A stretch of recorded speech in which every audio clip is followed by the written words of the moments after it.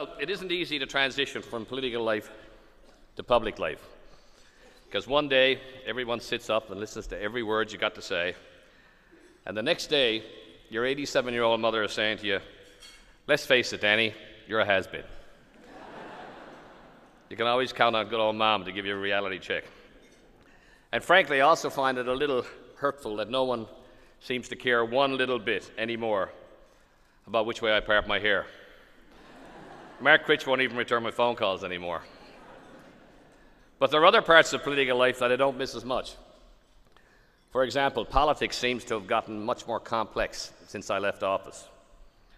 When I heard on CNN President Obama's latest endorsement, I wasn't sure what to think.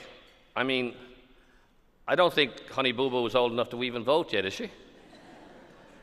And as for Mitt Romney's big endorsers, I can tell him right now that I wouldn't count on Lindsay Lohan to even be able to find a polling station, let alone vote.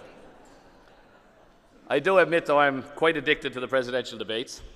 I'm particularly looking forward to tonight's debate on foreign policy. And I've got $50 on Obama's opening statement that it'll include video footage of bin Laden meeting his maker before it's all over. In fact, the transition to private life has been pretty smooth, and everyone tells me that at least I look more relaxed.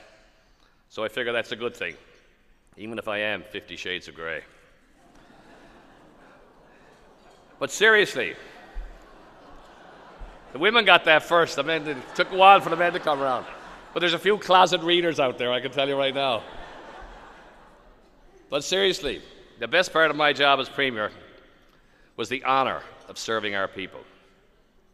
And that is why I was determined when I returned to private life to contribute to the growth and prosperity of Newfoundland and Labrador in any way I could.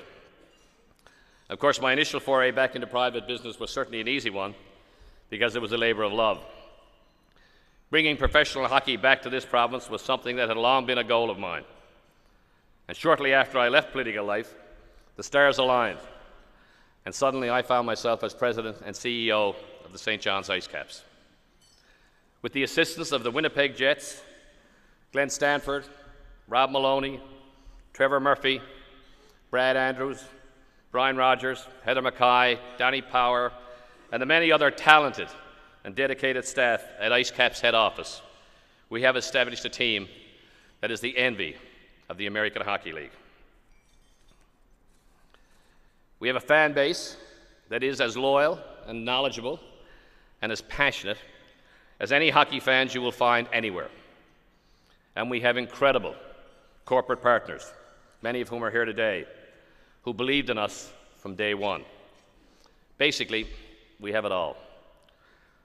But success is certainly not a given when operating a team in a small market. We have worked tirelessly and strategically to ensure that we capitalized on every single opportunity to promote the team, to attract season ticket holders, and to convince the corporate community to come on board.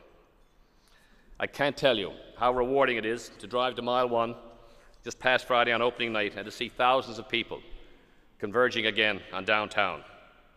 As you know, the restaurants are full, the bars are overflowing, taxis are flat out, the stores are selling merchandise, hotels are full.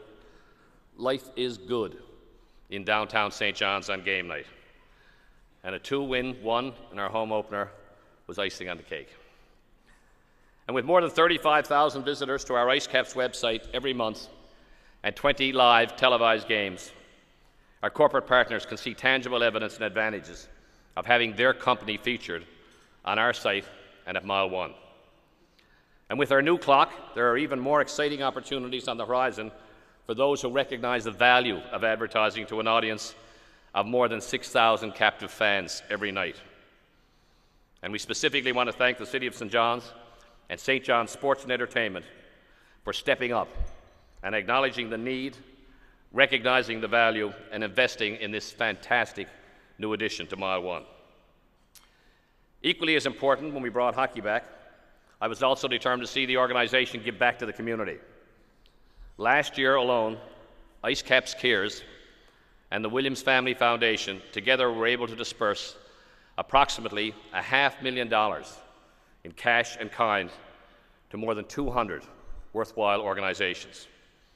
And a special thanks and a shout out to Murray Chaplin and his fellow volunteers for their extraordinary success with the 50-50 draw. So I've immersed myself in running the Ice Caps for more than a year now, and I have to be honest, it's a lot more fun than politics. But unfortunately, life can't be all about hockey.